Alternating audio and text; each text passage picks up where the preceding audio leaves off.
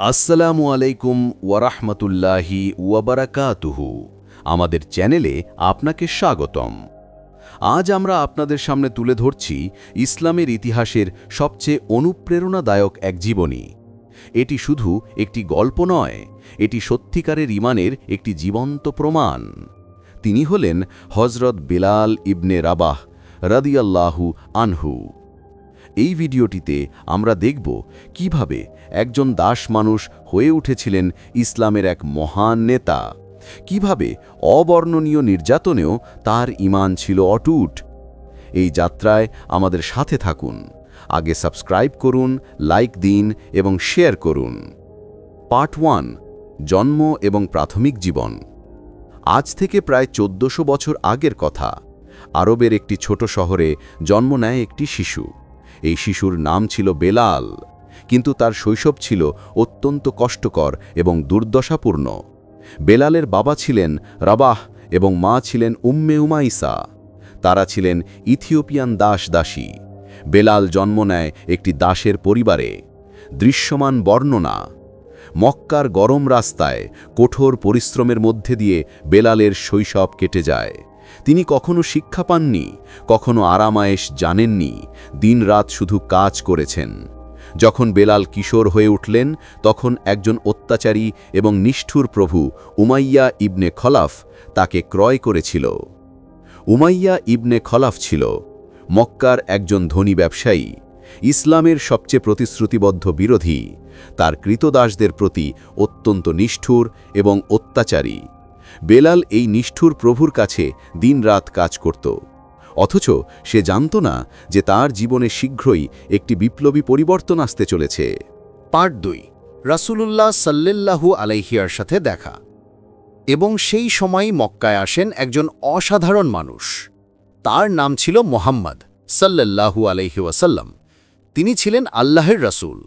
রাসূলুল্লাহ সাল্লাল্লাহু আলাইহি ওয়াসাল্লাম মানুষদের কাছে একটি নতুন বার্তা নিয়ে এসেছিলেন। তিনি বলছিলেন, আল্লাহ এক, তার কোনো অংশীদার নেই, সব মানুষ সমান, কোনো মানুষ অন্য মানুষের থেকে উচ্চতর নয়। বেলালের কাছে এই বার্তা পৌঁছায় এবং সেই মুহূর্তেই তার হৃদয়ে সংঘটিত হয় একটি অপূর্ব পরিবর্তন, সাক্ষাৎ এবং ঈমান। একদিন বেলাল রাসূলুল্লাহ সাল্লাল্লাহু আলাইহি ওয়াসাল্লামের কথা শুনল। রাসূল সাল্লাল্লাহু আলাইহি ওয়াসাল্লাম যখন তাকে বলেছিলেন, বেলাল, তুমি কে? তুমি আল্লাহকে বিশ্বাস করো? বেলাল রাদিয়াল্লাহু উত্তর দিল, হ্যাঁ, আমি বিশ্বাস করি আল্লাহ এক এবং আপনি আল্লাহর রাসূল। সেই মুহূর্তেই বেলাল রাদিয়াল্লাহু ইসলাম গ্রহণ করেছিলেন। তার ঈমান ছিল সম্পূর্ণ এবং নিরঙ্কুশ। কোরআনের আয়াত, সূরা আল আম্বিয়া 21:10। নিশ্চয়ই এটাই আপনাদের উম্মত, একটি একক সম্প্রদায়, আর আমি আপনার প্রভু, তাই আমাকে ভয় করুন। এই আয়াতটি বেলালের মনে গেঁথে গিয়েছিল। কিন্তু যখন উমাইয়া ইবনে খালফ জানতে পেরেছিল যে বেলাল ইসলাম গ্রহণ করেছে, তখন তার গুস্সার কোনো সীমা থাকল না। উমাইয়া ঘোষণা করেছিল, আমি বেলালকে এমন নির্যাতন করব যে সে তার ধর্ম ত্যাগ করতে বাধ্য হবে। প্রথমে উমাইয়া বেলালকে বাঁধে ফেলল, তারপর তাকে মরুভূমির চিলচিলে রোদে ফেলে রাখল। দিনের উষ্ণতা ছিল অসহ্য। তারপর সে বেলালের বুকের ওপর লোহার বর্ম রেখে দিল এবং তার ওপর ভারী পাথর রাখল। সহিহ বুখারী হাদিস।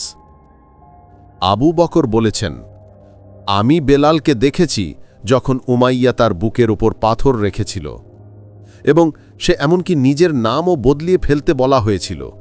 কিন্তু বেলাল রাদিয়াল্লাহু কি বলেছিলেন? বেলাল যখন নির্যাতিত হচ্ছিলেন, তখনও তিনি চিৎকার করে বলছিলেন, আহাদ আহাদ আহাদ আহাদ, অর্থাৎ এক এক, আল্লাহ এক এবং শুধু এক। উমাইয়া থেমে থাকল না। সে প্রতিদিন নতুন নতুন নির্যাতনের ব্যবস্থা করত। বেলালকে রোদের মধ্যে লিঙ্গমুণ্ড করে নিয়ে আসা হতো এবং তাকে সূর্যের নিচে পড়িয়ে রাখা হতো। তার শরীরে বালির আচরণ করা হতো, তাকে ক্ষুধার্ত রাখা হতো এবং পানি দেওয়া হতো না। প্রতিদিন শত শত বেত্রাঘাত করা হতো। একদিন উমায়া বেলালকে বলেছিল, বেলাল, তুমি জানো না তুমি কত বোকা? আমি তোমাকে দিতে পারি সব কিছু, সোনা রূপা আরামায়েশ, শুধু একটি জিনিস করো, তোমার এই ধর্ম ত্যাগ করো। বেলাল রাদিয়াল্লাহু আনহুর উত্তর ছিল, না, হাজারবার না, আমি কখনো এটা করব না। আমি যদি আল্লাহকে ত্যাগ করি তাহলে আমার জীবন নষ্ট হয়ে যাবে, আমার সম্মান নষ্ট হয়ে যাবে, আমার আত্মা নষ্ট হয়ে যাবে। না, আমি কখনো করব না। কুরআনের আয়াত, সূরা আল আনকাবুত 29:10। যখন তারা আল্লাহর পথে কষ্টে নিপতিত হয় তখন তারা আল্লাহকে রবের মতো ডাকে। তারপর যখন তিনি তাদের সাহায্য করেন তখন কিছু লোক তার সাথে অংশীদার করে। কিন্তু বেলালের ক্ষেত্রে এটা ছিল ভিন্ন। যত বড় নির্যাতন তত বেশি তার ঈমান শক্তিশালী হচ্ছিল। প্রিয় দর্শকরা, এখানেই আমরা দেখতে পাই সত্যিকারের বিশ্বাসের শক্তি।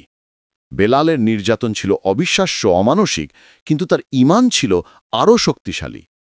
এই হলো সত্যিকারের মুমিন, যার বিশ্বাস কোনো বাহ্যিক শক্তির দ্বারা ভাঙা যায় না। কিন্তু বেলালের যাতনা এখানে শেষ নয়। আল্লাহ তার একজন প্রিয় বান্দাকে পাঠিয়েছিলেন।